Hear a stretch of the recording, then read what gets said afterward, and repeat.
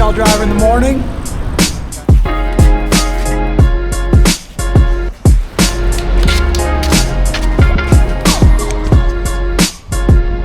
Good morning from a beautiful summer day in Hamburg, Germany. Today we're testing a new camera to see if it will finally be the one to replace my ridiculous vlogging setup. And it all starts right now. Let's go. It's 1 to Hamburg Airport via Jungfernstieg and Central Station. Next stop, Altona.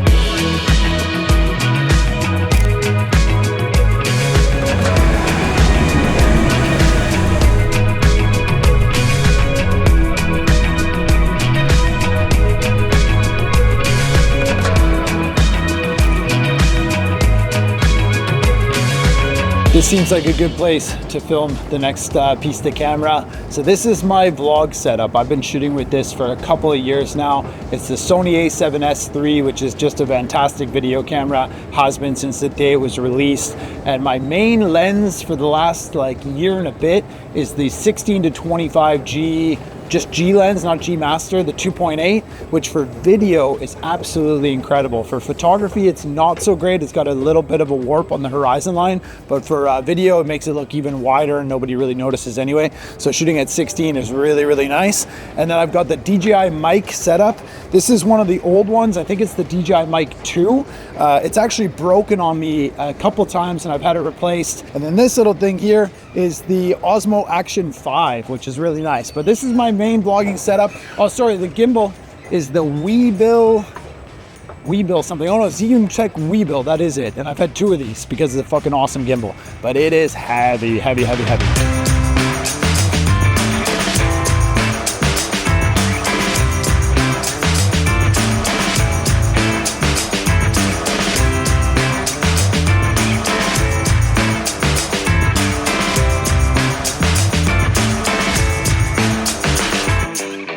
It, huh?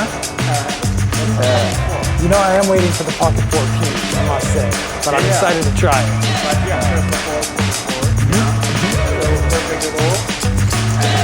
Breathing compensation, continuous, yes, image adjust, I want texture to be -1. Yeah, I think that should do it. That's pretty good. Okay, Jacob, I'm off. Thank you so much, man. Sure. Let's see how this performs in the wild. Yeah. But it already feels way lighter than my A7SIII. It is. Yeah, I know. Yeah. All right. Thanks, dude. Cheers. Yeah, sure. Take care. Yeah, you too. Bye. All right, first piece is the camera on the DJI Osmo Pocket 4. It is a perfect sunny summer day, so this will be a really good test for this D-Log, and also the audio quality and just the general vlogging sense of it, because I usually vlog, with a giant camera and get a whole bunch of people looking at me all weird. I'm curious to see if this will also get those same kind of looks. I feel like it won't though. It's a much smaller setup. But very interesting. It's almost kind of weird how light it is in my hand in a good way, but weird. All right, we've left the DJI Hasselblad store here in Hamburg, and it is indeed the Osmo Pocket 4, the camera that I am very much considering buying to replace my A7S III and the whole gimbal and interchangeable lenses and all that stuff. I'll probably end up still keeping the A7S III. It's tempting to sell it, but it is such a good kind of flagship video camera that I'm sure there would be some point where I would be asked by a client to do something and I would want that camera. So I think this is simply going to be the replacement for the travels, for the TRVL photography adventures, for some of this behind the scenes stuff around Hamburg, and just to kind of get rid of some weight. You guys know how that is. And it already feels way lighter, unbelievably lighter. So I'm very curious to edit this video, but you're already seeing the results. So let me know in the comments below if you can even see the difference from those first few shots of this video with the A7S III. And yeah, let's explore a little bit. We're in the Überseequartier area, Westfield Mall, and I've been wanting to take a few more photos around this region. So let's see if we can get some nice images to round out this video.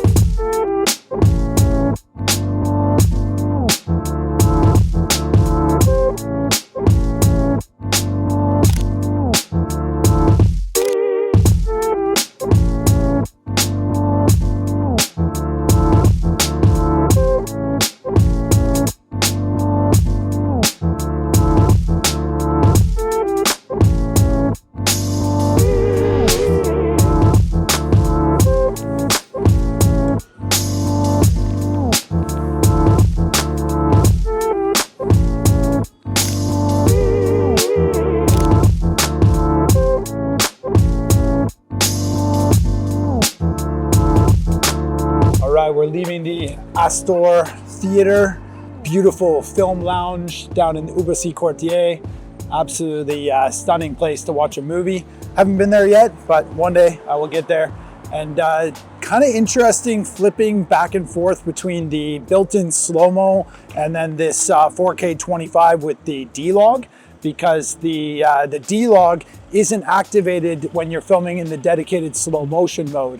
And I absolutely love using in-camera slow-mo. I film a lot in 4K 60, 4K 120, and use that in almost like 60% of the videos that I make. So I'm really curious to see how the color kind of coordinates back and forth between, you know, this D-Log that I'm filming right now with a LUT on it and a little bit of color grading, and then of course the slow-mo that has probably the standard picture profile.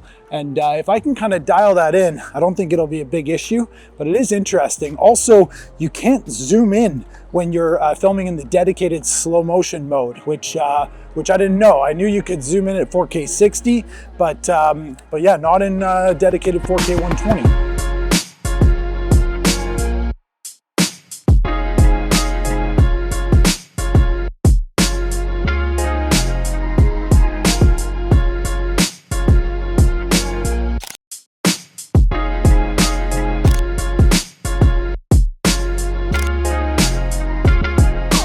We are in the New Work building, which is this incredible interior down by the Elbe River. I'll see if I can shoot up the gimbal. There you go.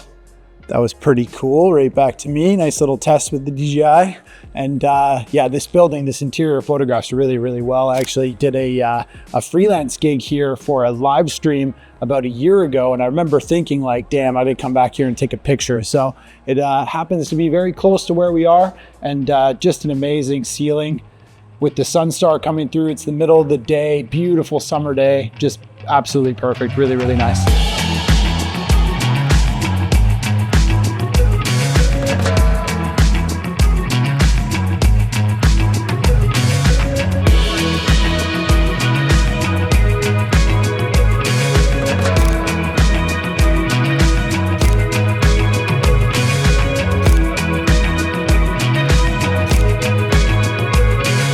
This is a very, very cool location, guys. I've been here one time before when Jim Scott was visiting Hamburg, and it's a vertical shot again, looking straight up, just like the Newark building. But this is like a really strange kind of piece of architecture where you've got the layers of the balconies like kind of overlapping each other. And if you fill the frame with something like 105 millimeters or even like a 200, you can really create some amazing abstract looking scenes. And I got a number of good photos the first time I was here. I'm very happy to revisit the same spot. You know how it is as a photographer. And this is kind of cool, vlogging from the Pocket 4 from a distance. I know the mic is going to connect from probably like 100 meters away. And this is something that I could do on the Sony A7SIII, but I didn't do it very often because the kit was so big, and like, you know, throwing it 100 meters away is kind of weird. But this one is a lot more discreet. I think it'll be really easy to do set pieces similar to this.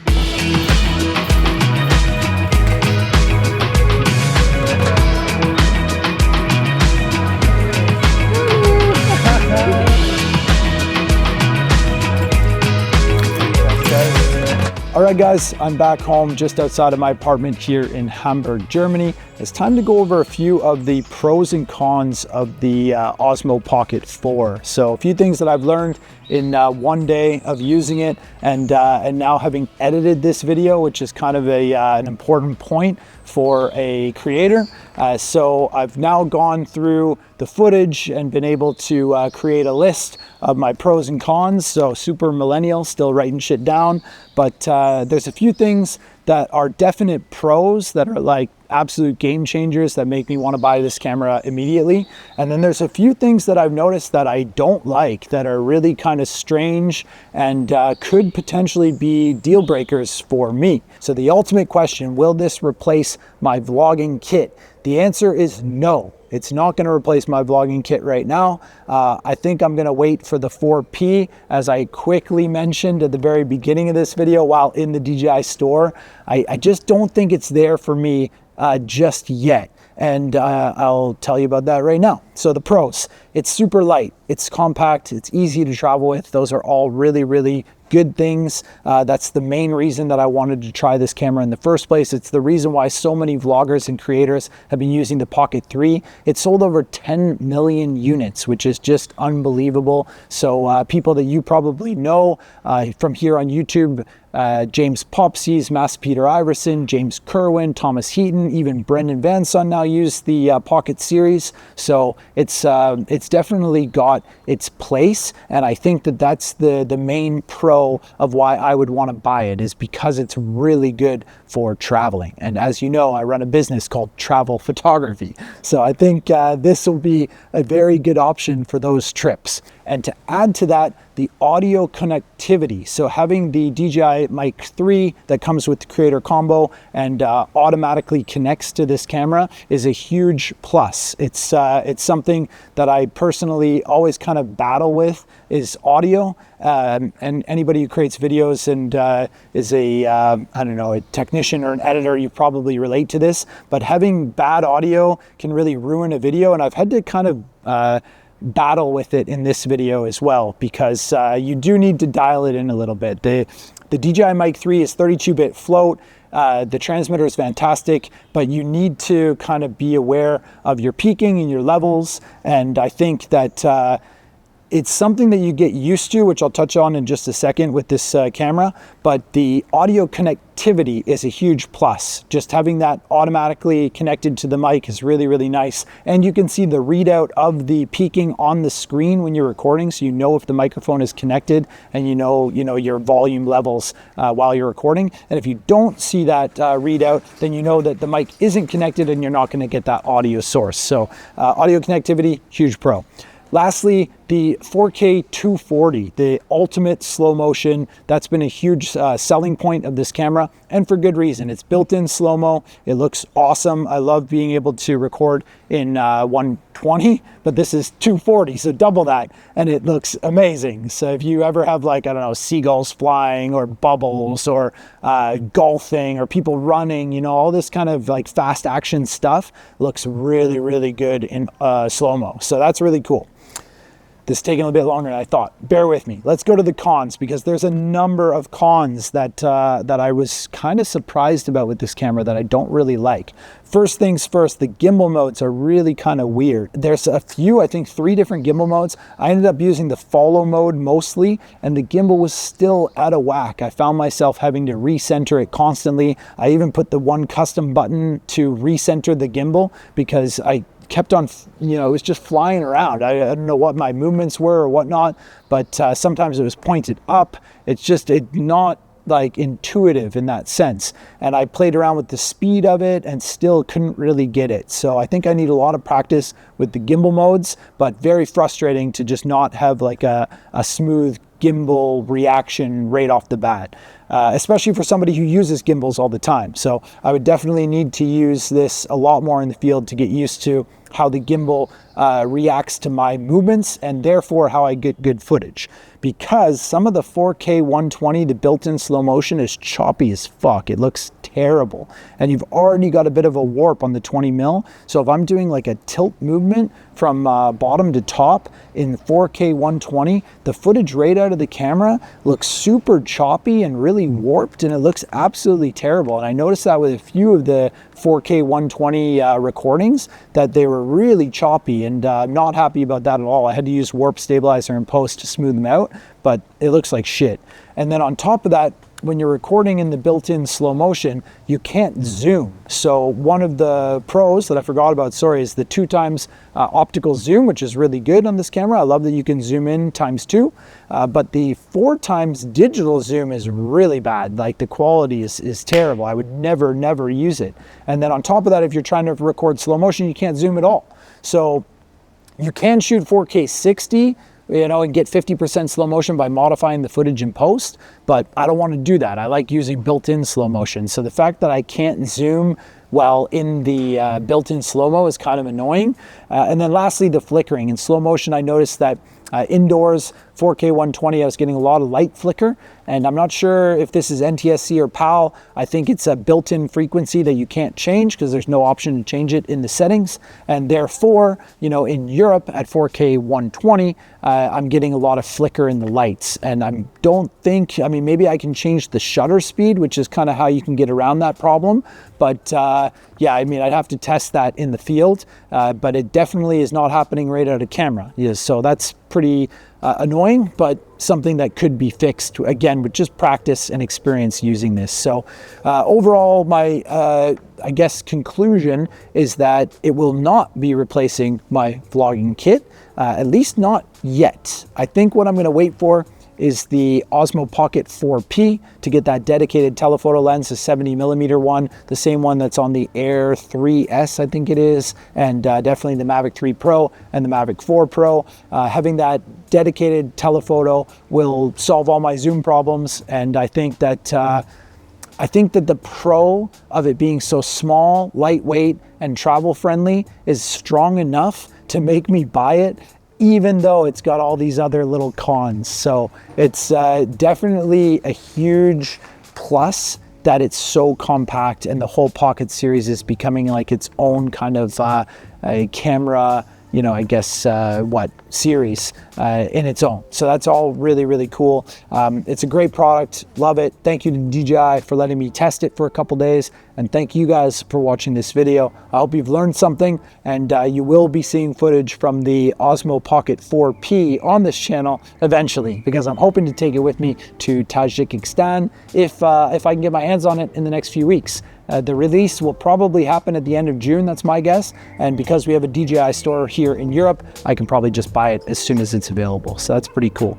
And yeah, thanks for watching. I'll see you on the next video.